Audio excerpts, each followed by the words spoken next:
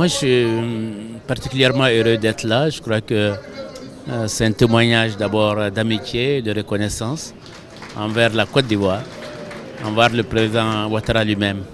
La Côte d'Ivoire parce que c'est un pays de paix quand on voit le nombre de Maliens qui vivent ici et qui sont heureux d'être ici en Côte d'Ivoire. Cette cérémonie d'investiture grandiose montre déjà que, à mon humble avis, le président Ouattara est déjà élu pour moi au regard de la grande mobilisation qui se passe ici, que j'ai vue ici et certainement sur le terrain.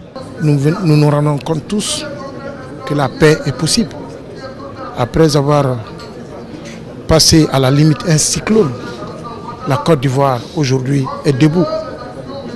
Le président Alassane Dramane Ouattara a démontré à la face du monde qu'un pays réconcilié, un pays en paix, devient finalement un pays émergent.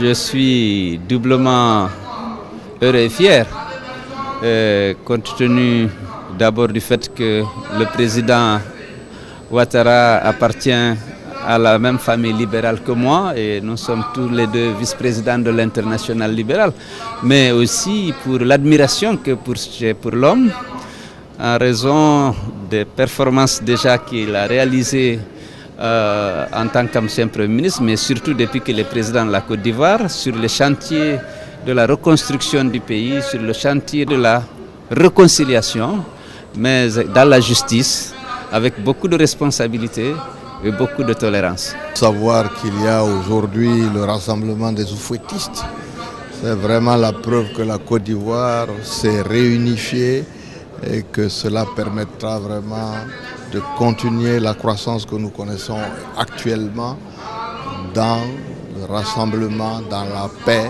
Nous sommes venus au nom de son Excellence M. Macky Sall, président de la République du Sénégal, apporter son soutien fraternel au président Alassane Dramane Ouattara, qui restera pour le président Macky Sall un grand frère au Conseil très avisé, mais qui restera également pour lui le président qu'il faut à la Côte d'Ivoire, puisqu'il a été l'artisan de cette reconstruction, de cette réunification.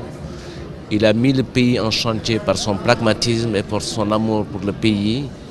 Et il est en train de parfaire l'unité des cœurs et des esprits. Et je pense que c'est une des conditions qui permettra à la Côte d'Ivoire d'arriver à l'émergence.